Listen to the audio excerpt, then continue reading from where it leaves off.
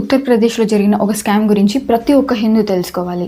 హిందూ ఆడపిల్లల్ని అడ్డు పెట్టుకొని 100 కోట్ల స్కామ్ చేశారు. ఈ స్కామ్ చేసిన అతని పేరు చాంగూర్ బాబా జలాలుద్దీన్. ఇతను యాక్చువల్లీ ఫస్ట్ హిందూ, కానీ 2015లో ఇస్లాంలోకి కన్వర్ట్ అయ్యాడు. దాని తర్వాత నుంచి స్టార్ట్ అయింది అసలు స్టోరీ అంతా. ప్రేమ పేరు చెప్పి లేదంటే 15 నుంచి 20 లక్షల వరకు డబ్బు ఆఫర్ చేసి హిందూ అమ్మాయిల్ని ఇస్లాంలోకి కన్వర్ట్ చేయడమే ఇతని మెయిన్ పని. ఇతడి మెయిన్ టార్గెట్ వచ్చేసి మైనర్ గర్ల్స్, పూర్ గర్ల్స్ ఎవరైతే ఉంటారో వాళ్ళు, విడోస్, దాంట్లో కూడా స్పెసిఫిక్ కాస్ట్ బ్రాహ్మిన్స్ని ఇంకా ఠాకూర్స్ని మెయిన్గా సెలెక్ట్ చేసుకుంటున్నాడు.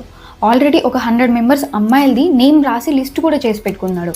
ఇలా హిందూ అమ్మాయిల్ని కన్వర్ట్ చేయడం కోసం ఇస్లామిక్ కంట్రీస్ నుంచి ఇతనికి ఫండ్స్ కూడా వస్తున్నాయి.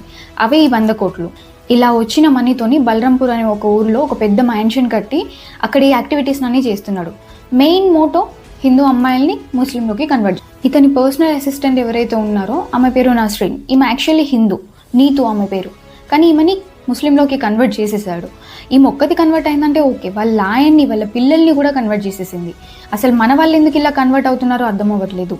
ఈ విషయాన్ని తెలుసుకొని యోగి ఆదిత్యనాథ్ గవర్నమెంట్ వెంటనే రియాక్ట్ అయింది. కానీ అప్పటికే ఈ బాబా పరారీలో ఉన్నాడు. ఒక నస్రీన్ మాత్రం దొరికింది. ఈ ప్రాపర్టీస్ అన్నీ కూడా తన పేరుపైనే ఉన్నాయి. అసలు ఈ విషయం ఇంకా బయటపడకుంటే ఈ బాబా ఒక కాలేజ్ కూడా కడదాం అనుకున్నాడు. కాలేజ్ కట్టి దాంట్లో ఉన్న వాళ్ళందరినీ కూడా కన్వర్ట్ చేద్దామనేసి అనుకున్నాడు. అలా కన్వర్ట్ చేసి మన ఆడపిల్లలతో అసలు ఏం చేద్దాం అనుకున్నాడు అనేది ఇంకా క్లారిటీ అయితే లేదు. ఒకడేమో ముత్యాలమ్మ అమ్మవారి టెంపుల్ పైన అటాక్ చేస్తాడు. మొన్ననేమో బీహార్లో మొహరం అని చెప్పేసి వాళ్ళు కొట్టుకుంటూ మధ్యలో ఉన్న టెంపుల్ పైన రాళ్ళేశారు.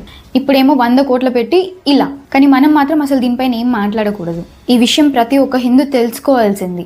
ఈ ఇన్ఫర్మేషన్ ఇంకో 4గురికి షేర్ చేయండి. రేపు మన ఇంట్లో కూడా ఆడపిల్లలు ఉన్నారు, వాళ్ళతో కూడా ఇలా లవ్ జిహాద్ అనేసి ఇలా డబ్బులు ఆశ చూపించి ఏదో విధంగా వాళ్ళని కూడా మోసం చేయాలని చూస్తారు.